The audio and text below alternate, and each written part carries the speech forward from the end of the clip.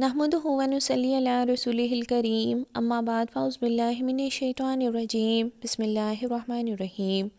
आज की इस वीडियो में हम लोग इस मौजू पर बात करेंगे कि तजवीद के साथ कुरान पाक पढ़ने की क्या अहमियत है। सबसे पहले तो तजवीद का मानी जान लीजिए कि तजवीद का मानी क्या होता है, तजवीद का मतलब क्या है। तजवीद का मतलब है कोई शय उम्दा होना, यानी किसी चीज़ की खूबसूरती को बयान करना। अब यहाँ पे तजवीदुल कुरान का मतलब क्या बना कि कुरान पाक को खूबसूरती के साथ पढ़ना। कुरान पाक चूँकि अरबी ज़ुबान में नाजिल हुआ और हम लोगों की कौमी ज़ुबान उर्दू है। अरबी ज़ुबान के कुछ हरूफ हैं जैसे अलिफ बा ता, उनके मुखारिज भी हैं, यानी कि कौन सा वर्ड यानी कौन से हरूफ तहज्जी जो हैं उनके हर वर्ड जो है वो कहाँ किसी न किसी जगह से अदा किया जाता है। उनके अदा करने के कुछ मुखारिज हैं, उनको अदा करने का कोई तरीका है।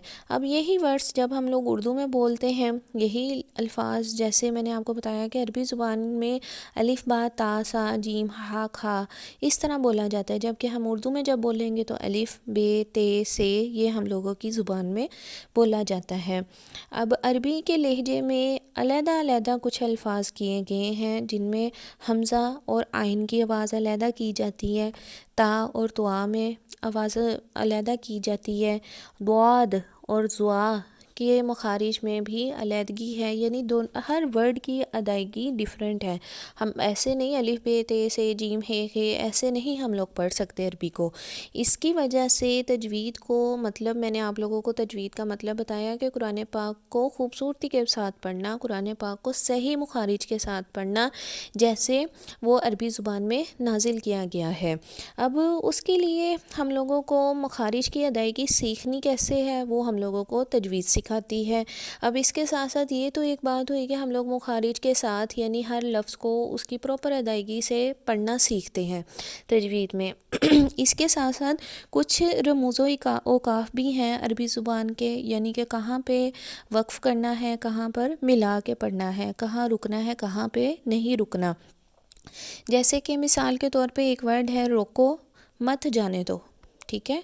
अब इसी तरह दूसरी तरीके से अगर मैं इसको बोलूँ रोको मत जाने दो, अब वर्ड एक ही है, ठीक है, रोको मत जाने दो। पहली लाइन जो मैंने बोली है उसका मतलब है रोको, उसको जाने ना दो, और दूसरा वर्ड वही है, अल्फाज वही है, रोको मत जाने दो। वक्फ़े के साथ अल्फाज का जो चुनाव है, थोड़े से वक्फ़े के साथ बात का मफ़हूम बदल गया। सेम वर्ड्स हैं लेकिन चूँकि मैंने दरमियान में वक्फ़ा दोनों में डिफरेंट किया, उसकी वजह से अल्फाज का मतलब बदल गया। अब इसी तरीके से अदायगी के अंदर जब हम लोग सूरह नास पढ़ते हैं या सूरह जैसे कि रोज़ाना हम लोग जो सूरत पढ़ रहे होते हैं सूरह इखलास, तो उसमें अगर हम लोग बोलते हैं ना कुल हुवल्लाहु अहद, तो पहला जो वर्ड है क़ाफ दो नुक्तों वाला कुल मोटा पढ़ा जाता है।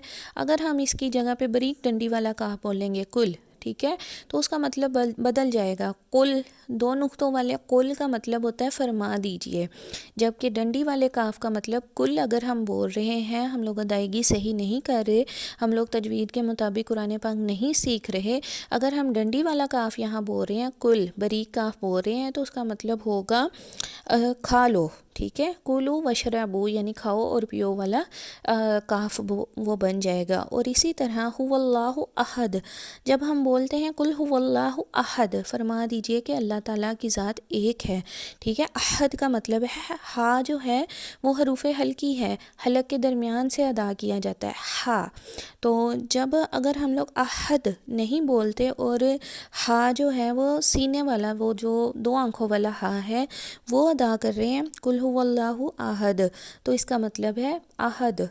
अहद हा का मतलब है अकेला, और अगर जो दो आँखों वाला हा हम अदा करेंगे तो उसका मतलब होता है बुज़दिल। तो अब यहाँ पे देखें कि हम लोग क्या पढ़ना चाह रहे हैं कि फरमा दीजिए अल्लाह की ज़ात एक है, लेकिन अगर ये मखारिज सही नहीं होंगे तो इनका मतलब बदल जाएगा।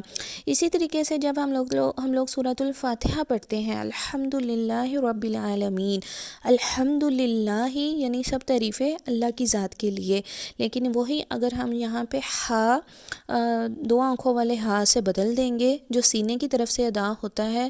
تو جہاں ہم لوگوں نے یہ ترجمہ کرنا تھا کہ سب تعریفیں اللہ کی ذات کے لیے، وہاں پہ وہ ترجمہ بدل جائے گا الحمدللہ ہی، یعنی معاذ اللہ الحمد کا مطلب ہوتا ہے مردار تمام برائیاں۔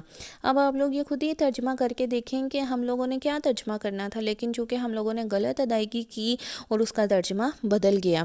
تو اسی طریقے سے ایک ورڈ اللہ تعالیٰ کی صفات کو بیان کرنے کے لیے آتا ہے علیم، آئین سے، ٹھیک ہے، آئین لام یا میم، علیم جاننے والا۔ اور اگر یہی ہم آئین میں اور الف میں فرق نہیں کریں اور ہم بولے علیم، الف سے بولیں، تو اس کا مطلب ہوتا ہے دردناک عذاب۔ یعنی کہ یہ جو غلطیاں ہیں جو ہم لوگ اپنی زبان میں بولنے کی کوشش کرتے ہیں، یا ہم لوگ مخارج نہیں سیکھتے، ہم رموز و اوقاف عربی زبان کے نہیں سیکھتے، تو الفاظ وہی رہتے ہیں لیکن ان کا ترجمہ بدل جاتا ہے۔ تو یہ لازمی سیکھنا ضروری ہے کہ ہم لوگ جو پڑھ رہے ہیں، جو ہم لوگ عبادت کر رہے ہیں، کہیں ہم لوگ غلطی تو نہیں کر رہے۔ اب ہم لوگ کہتے ہیں کہ تجوید کے ساتھ قرآن پاک سیکھیں، فرض علوم سیکھیں، قرآن پاک پڑھنا سیکھیں، قرآن پاک ترجمے کے ساتھ سیکھیں، قرآن پاک تفسیر کے ساتھ سیکھیں، تو آگے سے اس طرح کے جواب بھی سننے کو ملتے ہیں کہ ہمارے پاس ٹائم نہیں ہے، جبکہ ہم لوگوں کے پاس سکرولنگ کرنے کا، فون یوز کرنے کا، ہر چیز کے لیے ٹائم ہے۔ لیکن قیامت والے دن ان چیزوں کا ہم لوگوں نے جواب دینا ہے کہ آیا جو قرآن پاک ہم لوگوں نے پڑھا، کہیں وہ ہم غلطی کے ساتھ غلط ہی تو نہیں پڑھتے رہے۔ تو اس کے لیے ہم لوگوں کو ضروری ہے کہ ہم لوگ تجوید کے ساتھ پراپر قرآن پاک پڑھنا سیکھیں، اور اس کے ساتھ ساتھ ترجمے کے ساتھ بھی اللہ تعالی ہم لوگوں کو توفیق دے تاکہ ہم لوگ اس کو سمجھ سکیں کہ قرآن پاک کا مطلب کیا ہے، قرآن پاک میں ہم لوگوں کے ساتھ کیا بات کی گئی ہے، ہم لوگوں کو کیا احکامات دیے گئے ہیں، اور پھر اللہ تعالی ہم لوگوں کو اس پہ عمل کرنے والا بھی بنائے۔ آمین ثم آمین۔